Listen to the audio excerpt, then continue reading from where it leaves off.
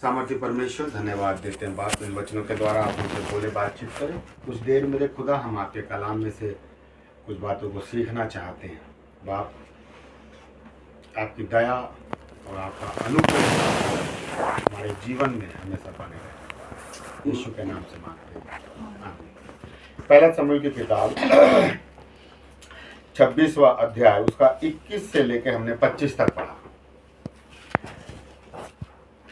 कई बार जीवन में हम बहुत सी परिस्थितियों को फेस करते हैं, लेकिन कई विश्वासी उस परिस्थितियों से कई बार ये होता है कि उनके दिमाग में ये रहता है कि यार वो परिस्थिति जल्दी से नॉर्मल परिस्थिति में बदल जाए।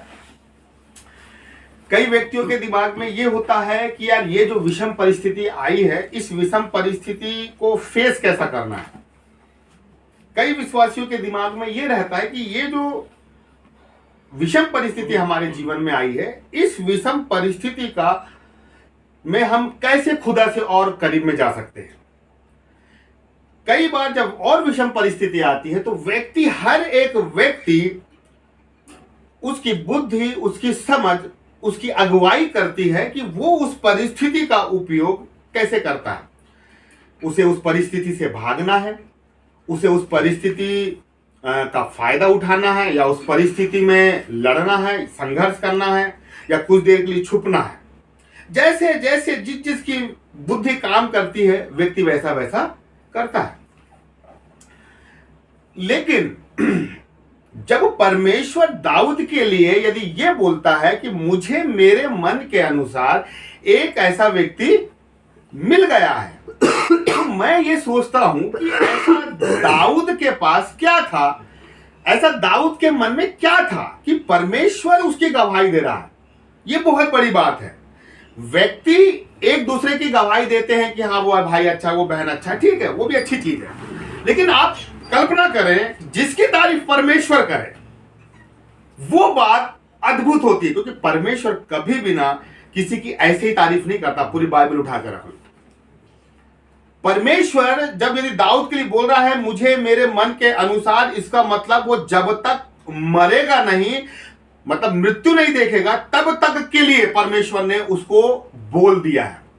मैं बॉब के लिए बोल सकता हूं दाऊद, बॉब क्या है, अच्छा है, लेकिन 2 साल के बाद हो सकता है बॉब कुछ भी हो सकता है, 3 साल के बाद मेरा कुछ हो सकता है। ये व्यक्ति है, व्यक्ति का नेचर बदलता रहता है। लेकिन जब परमेश्वर किसी व्यक्ति के लिए बोल रहा है ना, इसका मतलब है कि उसका प्रेम जो है ना हमेशा परमेश्वर के लिए क्या रहेगा, कांस्टेंट रहेगा। अगर परमेश्वर ने मूसा के लिए बोला कि मूसा मेरे सारे घराने में विश्वास योग्य है, तो आप यदि व्यवस्था विवरण 34वां अध्याय में लिखा हुआ है, मैं उसमें पढ़े, परमेश्वर ने मूसा को बोला कि तू उस पहाड़ की चोटी में चढ़ जाना, और तू उस पहाड़ की चोटी में क्या होगा, मर जाएगा। आप कल्पना करो साहब कि जब वो पहाड़ के नीचे है, अपनी बीवी अपने बच्चे से वो बातचीत कर रहा होगा कि बस आज मेरा अंतिम दिन है, परमेश्वर ने मुझे बुलाया है और अब मैं जा रहा हूं, मैं लौट के नहीं आऊंगा। अब कल्पना करो, परमेश्वर ने ये नहीं बोला कि मैं तेरे पास आऊंगा, लेकिन परमेश्वर बोला कि तू आना। तो अब ये मूसा के ऊपर है कि वो 2 दिन में जाता है, 2 साल में जाता है, कि 3 साल में जाता है। लेकिन जब परमेश्वर की आवाज मूसा के कानों में गई, तो जैसे अब्राहम के कानों में आवाज गई कि भाई तू अपने बेटे को बलि चढ़ा, तो अगले दिन उठा और अगले दिन उसने उस काम को करने की पूरी कोशिश किया। उसने समय नहीं लगाया, उसने टालम टोली अब्राहम ने नहीं किया, अब्राहम ने नहीं किया। और यहां हम देखते हैं कि मूसा ने भी परमेश्वर के कहे हुए वचन में टालम टोली नहीं किया। वो अगले दिन उठा और वो पहाड़ की चोटी में चढ़ गया। सोचिए आप, मतलब वो उसमें भी विश्वास योग, मृत्यु तक वो परमेश्वर में क्या रहे, ईमानदार रहा। जो परमेश्वर ने अगर दाऊद के लिए बोला, तो इसका मतलब है कि दाऊद वैसा ही मृत्यु तक वैसा रहेगा। परमेश्वर ने यदि मूसा के लिए बोला विश्वास योग रहेगा, तो मृत्यु तक वो वैसा रहेगा। लेकिन परमेश्वर आज हमसे बोलता है, लेकिन हमारे लिए क्या भविष्यवाणी नहीं हुई, परमेश्वर के लोगों ने क्या नहीं बताया, लेकिन हमारे नेचर में वो स्टेबिलिटी क्यों नहीं है। वो एक आत्मिक ठहराव क्यों नहीं है? हम कभी बहुत उन्माद से भर जाते हैं प्रभु में, कभी धीमे हो जाते हैं, कभी सुस्त हो जाते हैं, कभी दिमाग अच्छा रहा तो हम परिस्थितियों को बड़े अच्छे से फेस करते हैं, कभी दिमाग खराब रहा तो छोटी छोटी बातों में और लड़ लेते हैं। इसलिए परमेश्वर हमारी तारीफ नहीं करता, वो हमारे केवल जीवन के कुछ कुछ हिस्सों में हमसे बात करता है। बाइबल कहती है कि मनुष्यों से अधिक जिसकी तारीफ मनुष्य करता है वो बात ग्रहण योग्य नहीं होती, पर जिसकी तारीफ परमेश्वर करता है वह बात परमेश्वर तारीफ करे कि हाँ यार। और आप कल्पना करो, मैं दाऊद का एक वो हिस्सा लेके आया हूं जो प्रभु ने मुझसे कल बात किया। परमेश्वर दाऊद की यदि तारीफ कर रहा है कि मुझे मेरे मन के अनुसार व्यक्ति मिल गया है, तो यह दाऊद के अंदर एक बड़ी अच्छी क्वालिटी थी। मालूम क्या क्वालिटी? अब देखिए 25वां पद। शाऊल ने दाऊद से कहा, हे मेरे बेटे दाऊद, तू धन्य है। ठीक है, शाऊल क्या कह रहा है दाऊद से? हे मेरे बेटे तू धन्य है। आप साहब यहां कल्पना करें, आप समझे देखना, आप यहां देखिए, ये शाऊल दाऊद का क्या है? जान का दुश्मन है ना? जान का दुश्मन, लगातार मारने में लगा हुआ है? लगा हुआ है ना मारने में। ठीक है, आप अब थोड़ा सा देखिए, बाइबल में जब आप पढ़ें, बिन्यामीनी गोत्र जो था वो अस्त्र शस्त्र चलाने में बहुत निपुण हुआ करता था। ठीक है ना? अगर वो भाला चलाते थे तो उनका लक्ष्य कभी भी क्या होता? विफल नहीं होता था। ठीक है ना? शाऊल कौन से गोत्र से आ रहा था? बिन्यामीनी गोत्र से। जब दुष्ट आत्मा चढ़ा, उसने भाला उठाया और भाला किससे मारा? दाऊद पे मारा। भाला विफल हो गया। समझ रहे मेरी बात? ये व्यक्ति जो शस्त्र चलाने में निपुण था, लेकिन जब दाऊद पे उसने क्या चलाया? भाला चलाया, तो भाला दाऊद को नहीं लगा, पहली चीज। दूसरा भाला उसने कब चलाया? दाऊद के अलावा और किस पे भाला चलाया?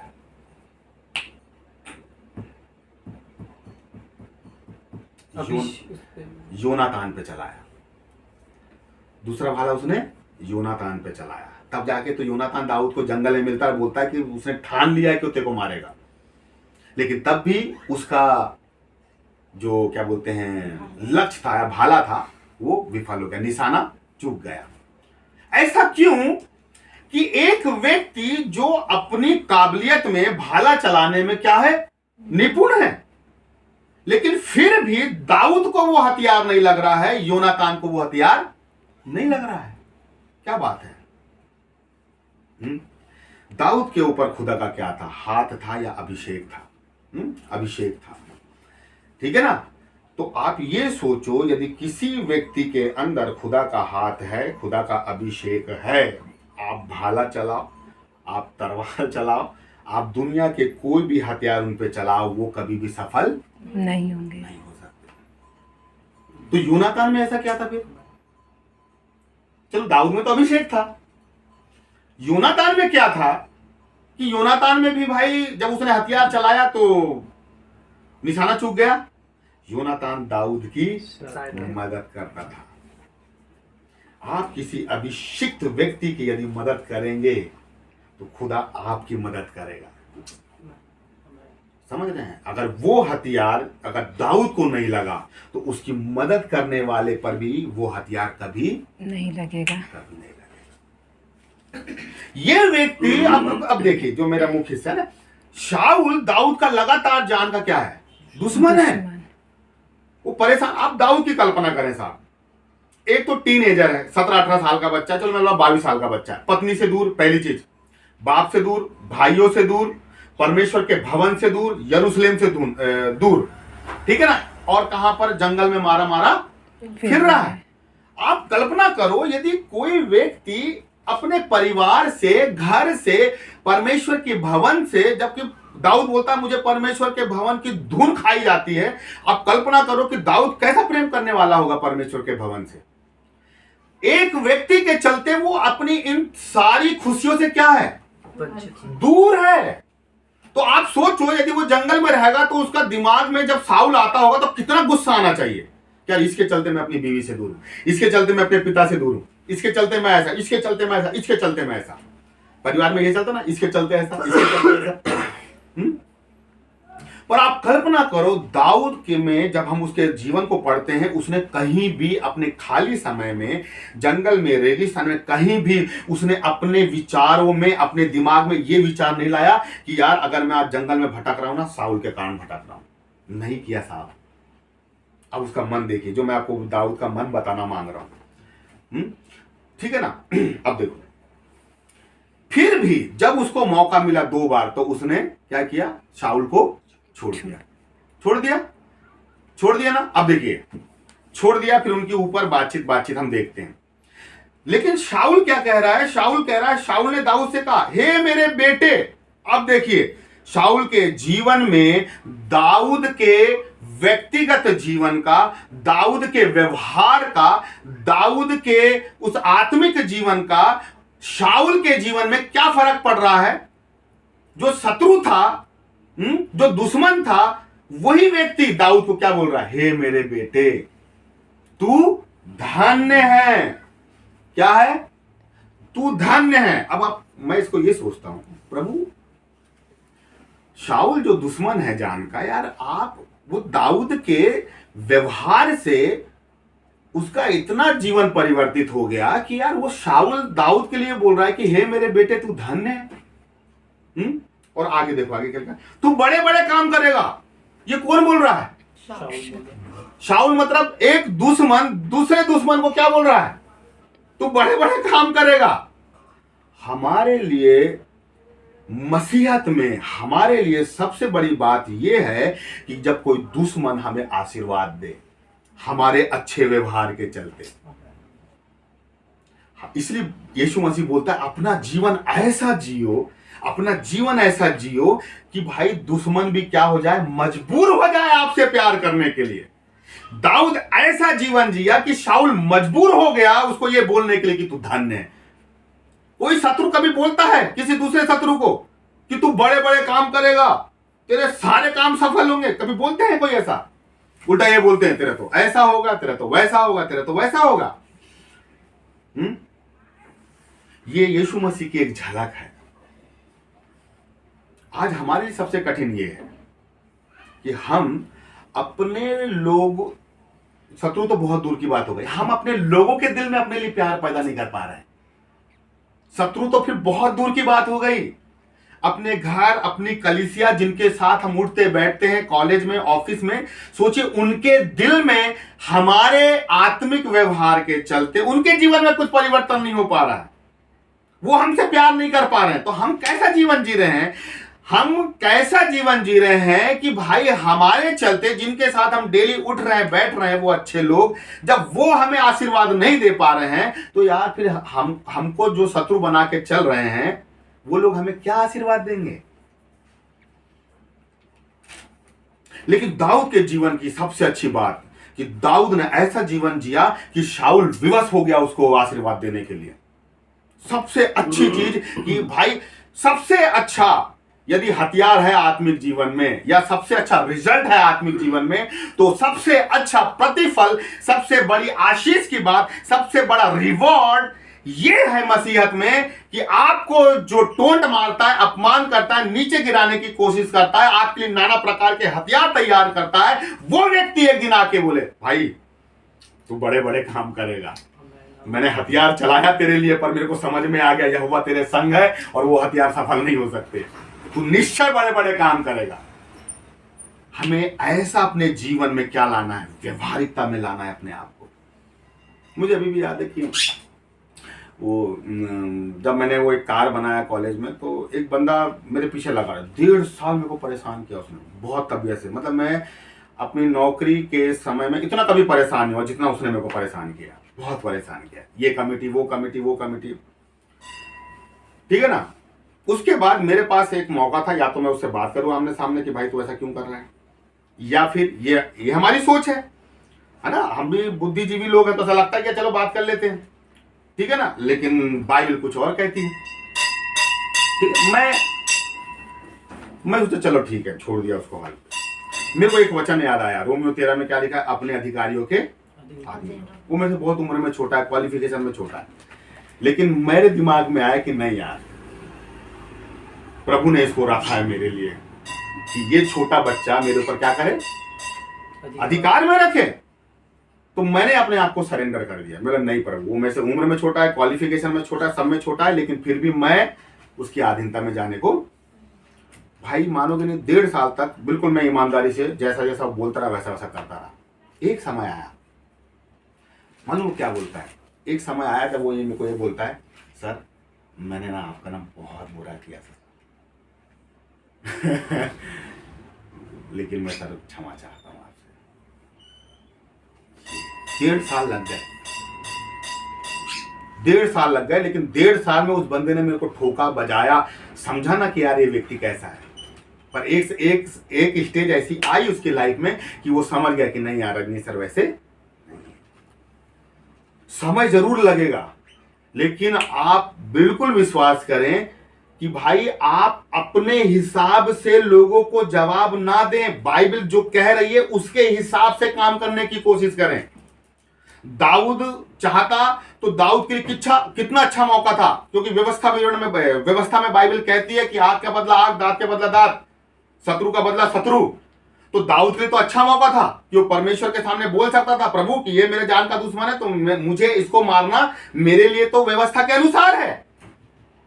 परमेश्वर भी उसको कुछ नहीं बोलता, लेकिन परमेश्वर कहता मुझे मेरे मन के अनुसार। इसका मतलब यह है कि दाऊद परमेश्वर को केवल व्यवस्था तक सीमित करके नहीं रखा था, वो उसके दिल को जानने लग गया था कि नहीं यार, परमेश्वर इस बात से खुश नहीं होता। परमेश्वर क्षमा करने से खुश होता है। और हम लोग कहीं ना कहीं यहां हम चूक जाते हैं। आपके जीवन से, आपके व्यवहार से कितने लोग प्रभावित हैं। आपका व्यवहार जो वचन है, वचन पहले आपका व्यवहार बन जाना चाहिए, और यदि वचन आपका व्यवहार बन गया है तो व्यवहार लोगों को प्रभावित निश्चय करेगा। लेकिन आज दिक्कत ये, हम बाइबल नहीं पढ़ते। जब हम बाइबल नहीं पढ़ते तो वो हमारी व्यवहारिकता में नहीं आया है, और जब व्यवहारिकता में नहीं आया है तो हम तो फिर कुछ भी कर रहे हैं, कुछ भी बोल रहे हैं, कुछ भी सुन रहे हैं। लेकिन मैं आपको बता दूं कि बिल्कुल निश्चय मान के चलो, हम जीवन भर मृत्यु तक, बुढ़ापे तक, ऐसा हो नहीं सकता कि हमें सताने वाले लोग ना मिले, बुरा भला कहने वाले लोग ना मिले, ठीक है ना। आप बस दिमाग में ये बात फिट करके रखो, मैं प्रभु के लिए मर चुका हूं, मेरा कोई व्यक्तित्व नहीं है। नहीं। अगर आप अपने अंदर इस प्रिंसिपल को रखे, समझ रहे ना, कॉलेज में कुछ बात चल रही थी, तो ऐसी बात चल रही थी कि यार मेरे 2 पेटेंट हो गए, मेरे ये हो गए, तो मैं भी बोल उठा, मेरे भी तो, मैं यार 2 किताब छप गई है और 1 किताब और आ रही है, 1 पेटेंट है। फिर मैंने बोला मैंने क्यों बोला मैंने क्यों बोला? भाई वहां पर क्या चल रहा है, वहां बोस्टिंग चल रही है, घमंड की बातें चल रही है, और मैं क्या किया, अपने आप को भी मैंने उन घमंड की बातों में अपने आप को शामिल कर लिया। तो कई बार ऐसा भी होता है। लेकिन मुझे क्या करना था, अरे ठीक है यार, उतनी बड़ी वैल्यू हमको किताबों को या पेटेंट को नहीं देनी। आमेन। सबसे पहले एक बड़ा वरदान आप अपने जीवन में क्या करो, सोच के रखो। एक बड़ा वरदान, बाइबल क्या कहती है, बड़े से बड़े वरदानों की आप कल्पना करो। आप कितने वरदानों को जानते हो बाइबल में से? बहुत से वरदान है बाइबल में, मालूम। और मुझे सबसे अच्छा वरदान क्या लगता है, यीशु मसीह समून के घर में था, पाँव धुला रही थी मरियम, और समून क्या बोलता है, अगर निश्चय भविष्यवक्ता होता तो ये जान जाता कि ये औरत, और यीशु मसीह तुरंत उसके मन को समझ गया कि वो क्या बोल रहा है, और उसके अनुसार बड़ा अच्छा उत्तर उसको दिया। शास्त्री फरीसी आते हैं और बोलते हैं ये काम तू क्यों करता है, किसकी आज्ञा से करता है, किसके अधिकार से करता है? तो यीशु मसीह क्या बोलता है, मैं भी तुमसे एक सवाल पूछता हूं, ये बताओ यूहन्ना का बपतिस्मा प्रभु की तरफ से था या किसकी तरफ से था? फिर वो कोने में जाते हैं, बोलेंगे यार ऐसा बोलेंगे तो फंस जाएंगे, ऐसा बोलेंगे तो फंस जाएंगे। किसी को उसकी आत्मा के द्वारा बुद्धि का प्रकाश दिया जाता है। कितना गजब का वरदान है ये।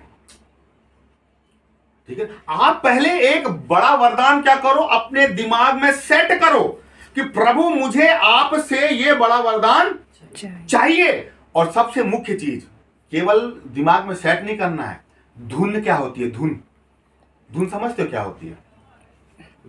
उसी चीज के पीछे लगे रहना या वो जैसे अगर आप घर में नहीं रहो, संगीता कार्टून देखेगी, 24 घंटे कार्टून देखेगी, ये धुन है उसको। मेरी धुन, मैं खाली रहूंगा तो मैं बाइबल पढ़ूंगा, बाइबल पढ़ूंगा, बाइबल पढ़ूंगा, ठीक है ना। आपकी धुन क्या? कोई बच्चे को पकड़ो आप, और बच्चे को आप देख लो कि उसको धुन कैसी है। आज के बच्चे की मोबाइल की धुन, एक बार चालू कर दो, छोड़ दो आप, खाना भी वहीं खाएंगे, पुट्टी भी वहीं करेंगे, बाथरूम भी वहीं करेंगे, वो इतने बड़े एरिया में बस मोबाइल नहीं हटना चाहिए, पूरे कार्यक्रम उनके वहां होते रहेंगे। धुन, धुन क्या होती है? अपने अंदर उस बड़े वरदान को पहले आप सिलेक्ट करो बाइबल में से कि हां मुझे एक, पूरे नहीं, कोई एक वरदान खुदा मुझे ये आपसे चाहिए। और उस वरदान को जब आप दिमाग में सेट करो, उसके बाद क्या करो, उसके धुन में लग जाओ। 24 घंटे धुन में, आपको चलते फिरते उठते बैठते गाड़ी चलाते हुए पढ़ाते, आपके दिमाग में तुरंत जब भी खाली बैठा आपके दिमाग में क्या आना चाहिए, प्रभु वरदान चाहिए, प्रभु वरदान चाहिए।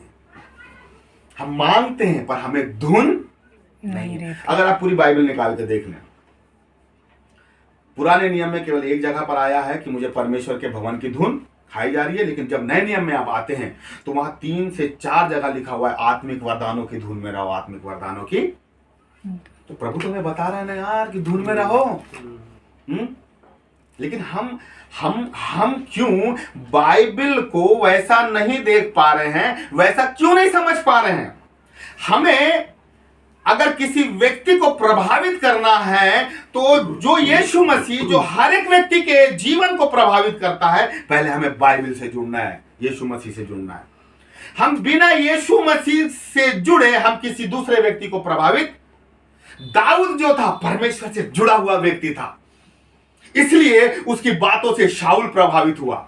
और ये जो बोलता है ना कि तू धन्य है, तू बड़े बड़े काम करेगा, एक शत्रु दूसरे शत्रु को बोल रहा है क्या कि तू बड़े बड़े काम करेगा। मैं इसको आशीर्वाद नहीं, मैं इसको भविष्यवाणी के वचन समझता हूं कि शाऊल जो एक प्रकार की भविष्यवाणी कर रहा है कि तू बड़े बड़े काम करेगा। सबसे गजब की चीज तो यह है कि हमारा शत्रु हमारे पास आके बोले कि भाई तू बड़े बड़े काम करेगा, तू बेहतरीन काम करेगा।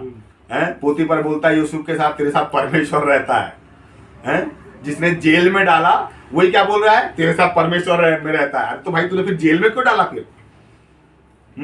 हमारे साथ हमारा खुदा चल रहा है, लेकिन हम खुदा को ना थोड़ा सा साइड में रखकर हम अपनी आंखें दुनियावी तमाम चीजों की ओर बड़े क्या बोलते हैं, बड़े उसके साथ देख रहे हैं, ध्यान के साथ देख रहे हैं। और यीशु मसीह इधर बगल में खड़ा हुआ है और इस उम्मीद के साथ कि भाई मेरे को भी देखो। आप कल्पना करो, चलो 24 घंटे में हम कितने बार यीशु मसीह को याद करते हैं, दिल से, दिमाग से नहीं कि बस गाड़ी निकाले प्रभु आने जाने मदद करना, ये करना वो करना, खाना खा, नहीं, ये तो हमारी डेली रूटीन हुआ है। दिल से याद करते हैं, कितने बार बिल्कुल दिल से आती है प्रभु, ऐसा प्रभु, ये वाली चीज। आज हम लोग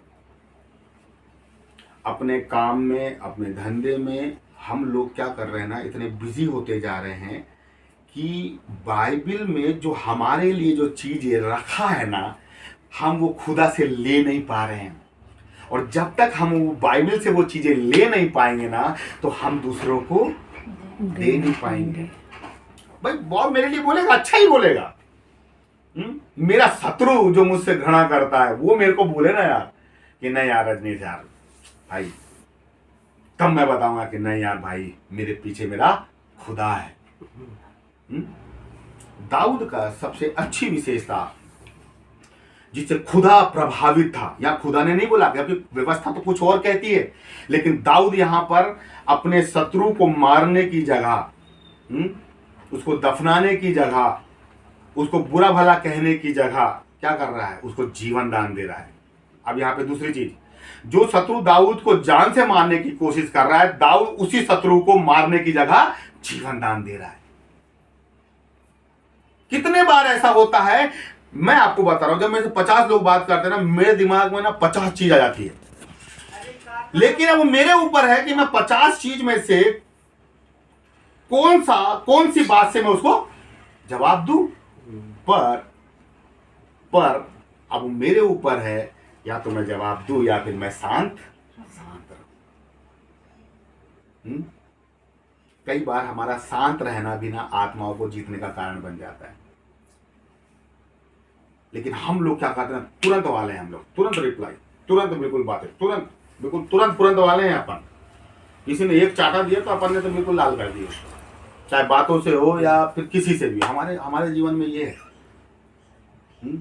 मैं पहले क्या करता था, मेरा भी यही रोल था कि किसी ने कुछ बोला तुरंत रिप्लाई तो होगा अपने घर का। लेकिन प्रभु ने धीरे धीरे इस बात को लाया, तूने बोल दिया ना भाई, ठीक है, प्रभु जाने तू जाने। अब देखो, अब मैं एक बड़ी अच्छी चीज, हालेलुया, मान के चलो हमारे लाइफ में कोई समस्या आई, हम सब लोग विश्वासी लोग हैं, एक समस्या आई, ठीक है ना। तो एक समय खुदा ने ठहराया है कि हमारी प्रार्थना के द्वारा 2 महीने 3 महीने में वो समस्या जाएगी। मान के चलो 2 महीने में वो समस्या चले जाएगी, हम लोग प्रार्थना करेंगे, ठीक है ना। अब मेरे को ये बताओ, 2 महीने तक लगातार प्रार्थना करता कौन है? पहली चीज, गंभीरता के साथ कि हाँ यार वो समस्या है, करेंगे। कई लोग एक दिन भी गंभीरता से नहीं करते, कई लोग एक बार गंभीरता से पूरे आंसू एक ही दिन में बहा लेंगे, ठीक है ना, और 1 महीना फिर अपने आंख में आंसू डालेंगे, तब फिर 1 महीने के बाद फिर आंसू बहाएंगे। आप सोचिए, लेकिन देखिए प्रभु ने मेरे मन में क्या डाला, ये आपके लिए आशीष कमाने का कारण है। जिस व्यक्ति के द्वारा आपके जीवन में अपमान आ रहा है, नुकसान आ रहा है, हानि आ रही है, और यदि 2 महीने तक लगातार आप उसके लिए प्रार्थना करेंगे, आप उसके लिए ऊंचा स्थान मांगेंगे, आप उसके लिए बेहतरीन चीज मांगेंगे, आप उसके लिए भलाई मांगेंगे, आप उसके लिए और ऊंचा पद मांगेंगे, तो ये 2 महीने जो आपने उसके लिए प्रार्थना किया है, उसको तो बाद में, लेकिन उससे पहले वो चीजें आपको मिल जाएगी। मतलब ये समस्या या जो व्यक्ति आपके विरोध में 2 महीने के लिए खड़ा है, वो इसलिए खड़ा है ताकि आप उसके लिए प्रार्थना करें, और जो प्रार्थना का उत्तर उसको मिलने वाला था वो। तो आपको क्या करना चाहिए, जब आपके जीवन में समस्या है तो आपको यह सोचना है कि अरे प्रभु, इसी के माध्यम से तू मुझे ऊंचा कर रहेगा, अरे प्रभु, इसी के माध्यम से तू मेरे दिल को तू खोलेगा, इसी के माध्यम से तू मुझे अपने पास। लेकिन हम लोग क्या करते हैं, प्रभु इसको बदल दे, प्रभु अब ये समझ नहीं रहा है, प्रभु इसको ऐसा। हम लोग बस वो वाली प्रार्थना में बड़े बड़े वरदानों की केवल वहीं तक सीमित नहीं रहना। अरे मांगो उसके लिए, ऐसा मांगो जो आपने कभी अपने लिए भी नहीं मांगा हो, ऐसा बेहतरीन बेहतरीन मांगो। समझ रहे ना। देखो बाइबल क्या कहती है, तुम्हारा जो मिट्टी का पात्र है उसमें असीमित सामर्थ है। कुरंथियों की किताब में ऐसा कुछ लिखा है ना, तुम्हारे मिट्टी के बर्तनों में असीमित सामर्थ। अब आप कल्पना करो, मेरा ये क्या है, बर्तन है, ठीक है ना। अब जब मैं आपके लिए प्रार्थना कर रहा हूं, तो वो प्रार्थना या वो सामर्थ आपके अंदर नहीं आएगी, वो पहले मेरे अंदर आएगी, पहले मेरे मिट्टी के पात्र में आएगी, और फिर मेरे मिट्टी के पात्र से वो सामर्थ आपके पास जाएगी। इसलिए प्रभु ने बोला कि भाई किसी के लिए बुरा मत मांगो, किसी के लिए श्राप मत मांगो, किसी के लिए गलत मत मांगो। क्यों? क्योंकि जो तुम मांगोगे वो पहले तुम्हें मिलेगी, और उसके जीवन में तो बाद में, लेकिन पहले तुम्हारे जीवन में। इसलिए अच्छा अच्छा मांगो। लेकिन क्या होता है ना, हम अच्छा भी नहीं मांग पाते। दिक्कत ये है, हम लोग क्या है ना, बाइबल को बाइबल की दृष्टिकोण से ना देखते हुए हम लोग अपने दृष्टिकोण से देखते हैं, ठीक है ना। देखिए, आप अपने दिमाग से निकाल दे कि अगर आपका दिमाग, आप ये सोच रहे हैं कि अगर मैं एक्टिवेट नहीं होऊंगा तो कैसे सारी चीजें संभलेगी, कैसे सारी चीजें स्थिर होगी, आप भूल जाएगा। आप अपने कॉन्सेप्ट को ना गड्ढे में गाड़ दें, और बाइबल के कॉन्सेप्ट को दिमाग में बैठा ले। यदि उसने बोला है ना कि तुमको पूछ नहीं मैं सर ठहराऊंगा, ठीक है, तो आप निश्चय मांगो। आप गड्ढे में भी रहोगे ना तो खुदा वहां पर भी आपसे बड़ा काम करवा लेगा। जेल में भी रहोगे ना वहां से भी बड़ा काम करवा लेगा। बस आप में क्या होना चाहिए, जो होनी चाहिए ना, बस वो अपने अंदर रखें। आप अपने दिमाग से फितूर निकाल दें कि अगर यार मैं नहीं बोलूंगा तो कैसे हो चलेगा काम, अरे मैं नहीं करूंगा तो कैसे चलेगा काम। तो हमारे कॉलेज में बोलते हैं, अगर प्रिंसिपल डायरेक्टर नहीं भी रहे तो कॉलेज, कोई नहीं भी रहेगा तो कॉलेज चलेगा। वैसा ही है, वैसा ही है। आप नहीं भी रहोगे तो दुनिया चलेगी, आप नहीं भी रहोगे तो काम होंगे। इसलिए आप अपने दिमाग से संसारिकता के सारे कॉन्सेप्ट को गड्ढे में डाल दो और दाऊद का ये कॉन्सेप्ट लाओ। चलो ठीक, अपने दिमाग में अपने 2 शत्रुओं को लाओ दिमाग में। देखो भाई, घर के तो नहीं आ रहे किसी के आंखों में किसी के घर के तो नहीं आ रहे। पता चला संगीता के आंखों के सामने अमिता आ गई ऐसा कुछ तो याद नहीं आ रहा, इसमें तो आ गए कुछ ना कुछ। इसके दिमाग में तो घर का कोई आ गया। तो व्यक्ति को याद करो, या एक व्यक्ति जिसने आपका दिल दुखाया है, शत्रु नहीं मतलब दिल दुखाने वाला, और आप ये सोचो कि प्रभु इसके सामने तो मैं ऐसा रहूंगी या ऐसा रहूंगा ना खुदा, बिल्कुल तेरे वचन के अनुसार। 6 महीने लगेंगे, 1 साल लगेंगे, लेकिन मैं आपको बताऊं, आपकी बुद्धि से छुटकारा मिल सकता है, लेकिन वो टेम्पररी होगा। लेकिन खुदा के द्वारा भले ही 1 साल की जगह 1.5 साल लगेगा, लेकिन परमानेंट छुटकारा मिलेगा। वो आएगा ना लौट के तो परमानेंट आएगा।